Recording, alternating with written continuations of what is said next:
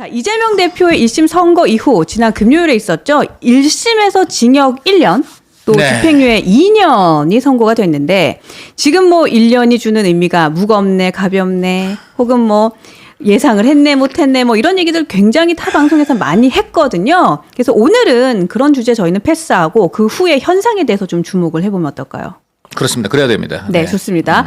자, 이재명 대표가 주말에 길거리에 나와서 저는 결코 죽지 않습니다. 뭐 이렇게 얘기를 했어요. 네, 그렇죠. 네, 그리고 요걸 받아서 우리 최민희 방통위원장 역시 이제 이분이 실망시키지 않는 분이에요. 이분이 움직이면 죽인다. 비명계.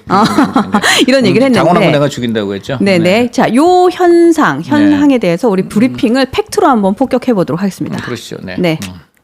자, 기자님. 그러시죠. 네. 네. 그럼 잠깐요. 그런데 제가 죄송한데 네.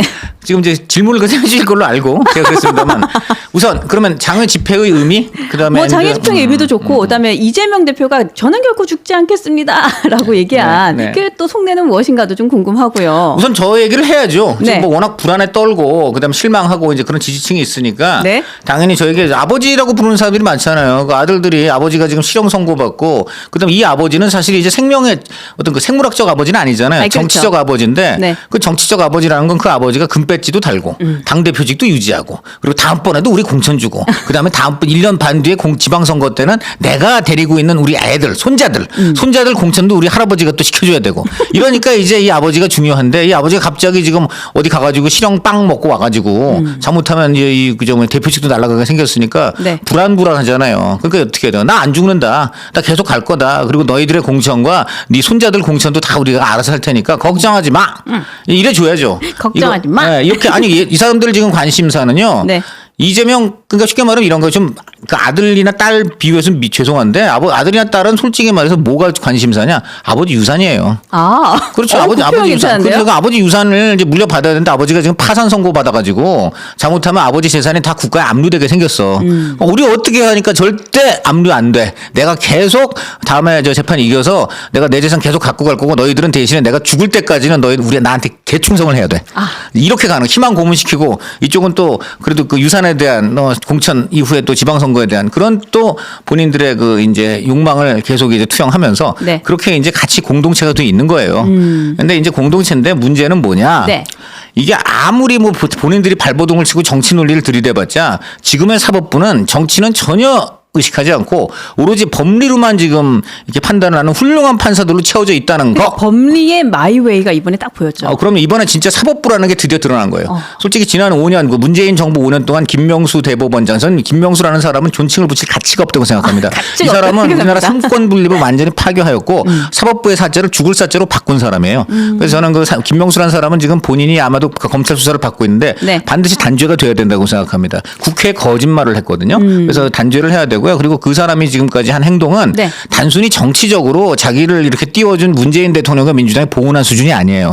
그걸 보훈한답시고 어떤 일들이 벌어졌느냐. 한마디로 재판이 무지막지하게 지연이 되고 우리 국민들의 재판 이런 재판이 부각돼서 그렇지 네. 사법부에서는 재판 99.99%는 민생 재판이에요. 그리고 저 정의를 재판하는 그 형사 재판이고 네. 그런 것들이 엄청나게 지금 지연이 돼가지고 지금 저 온 국민이 불안과 고통에 떨고 살고 있습니다. 이게 다 김명수 때문이에요. 그런데 이제야 비로소 조일의 대법원장이 들어서고 이번에 정말 한성준 판사 그리고 그 적재 신진우 판사 또 이런 분들이 박정호 판사 이런 분들이 정말 오로지 법리에 의거해서 판단을 내려주셨기 때문에 네. 이제야 비로소 사법정의가 돌아오고 있다. 그런 점에서 아까 다시 돌아가면 그렇게 지금 이제 유산 문제 때문에 벌벌 떠는 자식들과 나 안 죽어라고 외쳐야 되는 그 아버지 네. 그 가족들은 그 내부에서 자기네들끼리 정신승리 얼마든지 하실 수 있지만 네. 바깥에서는 사법적으로 전혀 승리할 수가 없다. 그렇기 때문에 그 집회 얼마든지 더 하시라. 그런데 그 집회 하면 할수록 지금 벌써 보십시오. 3차 집회인데 1, 2차에 비해서 결코 늘어나지 않았고요.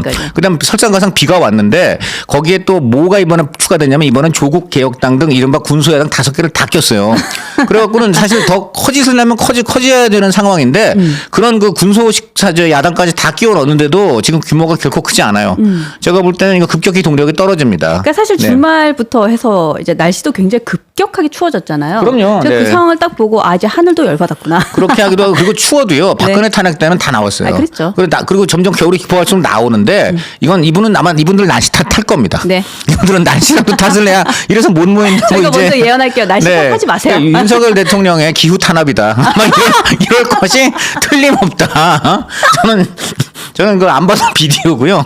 기후탄압. 네. 아, 기후탄압에서 네, 네, 제가 기후탄압 지금 들어갈 정신이 거다. 네. 혼미해졌어요. 아, 오늘도 또 속 시원한 강찬우 위원님 캬 하고 이제 영님께서 그리고 이제 이어서 아마 네. 이제 최민희 의원 말씀하셨잖아요. 아, 예. 네, 최민희 의원 정말 재밌습니다.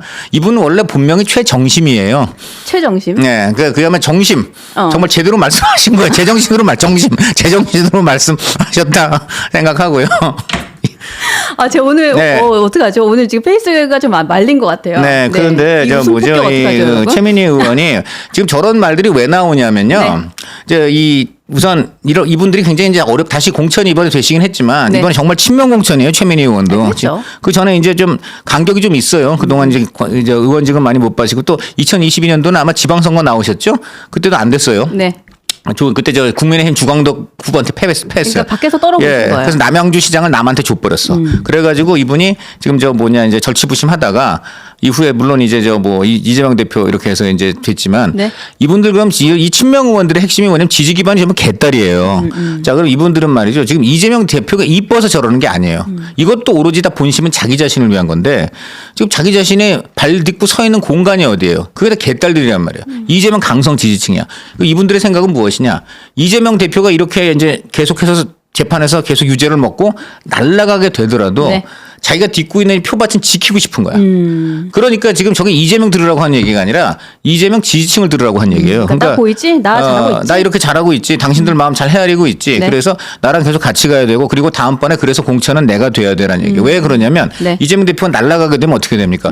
좋든 싫든 당권이 다른 사람한테 가요. 그렇죠. 그럼 공천권이 누구한테 갑니까? 그 사람한테 가. 근데 그 사람한테 가는데 그럼 그 사람이 공천을 상당히 좌지우지를 해. 그럼 그 사람한테도 공천이 돼야 되는데 그 사람한테 공천이 되려면 자기는 이미 이재명 사람이란 말이야. 그러니까 어떻게 됐어요? 그때는 그 사람한테 나 지지 기반이 이렇게 많고 여론조사 돌리면 나야. 그러니까 개딸의 넥스트 주자는 나야. 계속 개딸이 나는 내 주식 그러니까 지금 이재명이 중요한 게 아니라 이 주식회사 이재명의 주식이 중요한 거야. 그거를 계속 갖고 있어야 되는 거야. 그러니까. 근데 주식회사 이재명의 대표이사는 조만간 잡혀가는데 어제 주식회사 이재명은 그대로 있을 것이다. 그러니까 주식회사 이재명의 그 주주들을 전부 다 내가 이제 가져야 된다. 이래서 지금 저렇게 하니까 저게 지금 그래서 과격한 발언이 네. 계속 나오게 되는 겁니다. 그러니까 지지자들의 네. 속을 팍팍 긁어줄 수 있어요. 예, 그렇게 해야 우선 당장 지금 멀지 않았어요. 지금 이제 해만 넘기면요. 네. 다음 해 들어가고 그 다음 해 뭐가 있습니까? 지방선거가 있어요. 2026년에. 부산이 있죠? 지방선거에 지금 이 의원들 말이죠. 겉으로 간단해 보여도 그렇지 않습니다. 지금 지역구에 내려가면 구의원 있죠. 시의원 있죠. 구청장 있죠. 다 누가 지금 공천 관여해야 됩니까? 내가 해야 돼.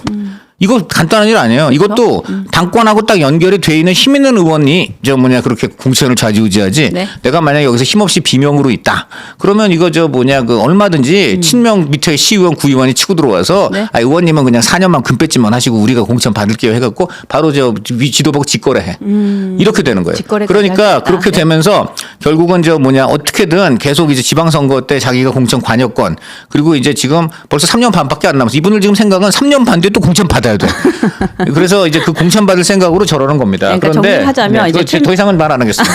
그러니까 정리하자면 최민희 의원의 저런 과격한 발언 역시도 이재명에 대한 정말 충성심일까? 네, 그거보다는 자신의 공천권을 가지고 있는 이제 개딸들에게 좀 나를 봐라, 나 잘한다라는 걸 보여주는 것이다라는. 제가 말씀드린 건 어떤 그 최민희 보인을 핀포인트 한다기보다는 지금 네. 친명 의원들 전체가 하는 발언들이 그렇다는 것이죠. 그러니까 전체적으로. 정치적 의미가 그렇다는 것입니다. 그 중에 네. 대표성이 이제 최민희 의원이다. 네, 근데 이번에 저건 좀 심했죠. 그래서 당에서도 오늘 그래서 당 입장 아니다라고 했습니다. 사실 지금 죽이겠다 그러는데 이건 너무 과격한 말이죠. 그리고 사실은 이 당은 여성 의원들이 좀 과격해요. 그러니까 지금 전현희 의원이 김건희가 살인자라 그랬잖아요. 그러니까, 근데 네. 지금 누가 살인을 하는 겁니까? 지금 이분이 살인하시겠다 그랬잖아요. 네. 그럼 건희가 아니고 민희가 살인자였나? 내가 보니까 뭐예요 지금 그러니까?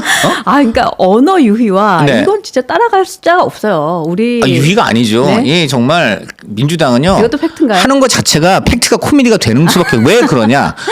모든 게 다 뭔가 좀 이 사리에 안 맞는데 억지로 끌고 가려고 하다 보니까 코미디가 되는 거예요. 그분들은 굉장히 진지한 현실인데 밖에서 보면 코미디가 되는 이유가 그래서 있습니다. 네. 저분들은 절박하게 저런 얘기를 하는 거예요. 근데 사실 국민의 입장에서는 너무 싶어요. 네. 아, 참 웃고 싶죠. 거대 야당에서 이런 걸 한다. 그리고 지금 이재명 대표도 너무 웃기잖아요. 나 절대 안 죽습니다. 그런 얘기를 왜 해요? 정말 죽을 걱정 없는 사람이 그런 소리 합니까? 누가 죽인대요? 예. 그런 소리 자기 죄로 해요. 자기가 죽는 거 아닙니까? 그러니까 무슨 얘기냐면 저거는 뭐냐. 그리고 또 저런 소리 하면은 네. 또 금방 또 더 일찍 죽어. 왜 그러냐면 그 대표적인 이상직이에요. 이상직 의원 저 뭐죠? 그 이제 그 체포 동의안 받고 그다음 검찰 수사 받을 때 엘리베이터에서 자기 부하한테 저 의원님 괜찮으시겠습니까? 그랬더니 네. 야 걱정하지 마. 나는 불사조야. 아. 불사조가 어떻게 살아나는지 보여줄게. 딱 이러고 내리는데 그 엘리베이터에 이스타항공 노조 분이 타고 계셨어. 그 노조하고 이상직하고 막 싸우고 있던 때란 말이야. 그래서 얼른 그분이 핸드폰 눌러갔는데 녹음은 안 됐다지만 듣고 네. 저한테 얘기해줘가지고 제가 그거 썼어요. 이상직 나는 불사조. 그래갖고 불사조가 어떻게 살아나는 거 권력의 뒷배가 있지 않고 쉽게 말하면 문재인 대통령이 뒤에 있으니까 지금 검찰 수사 해봤자 나는 불사조다 그랬다고요. 그때 어떻게 됐습니까? 바로 관계자가 문재인 있거든요. 대통령도 못 지켜줬어요. 그때 제가 알기로는 아마 그 청와대 내에서 난리가 났다 그래요.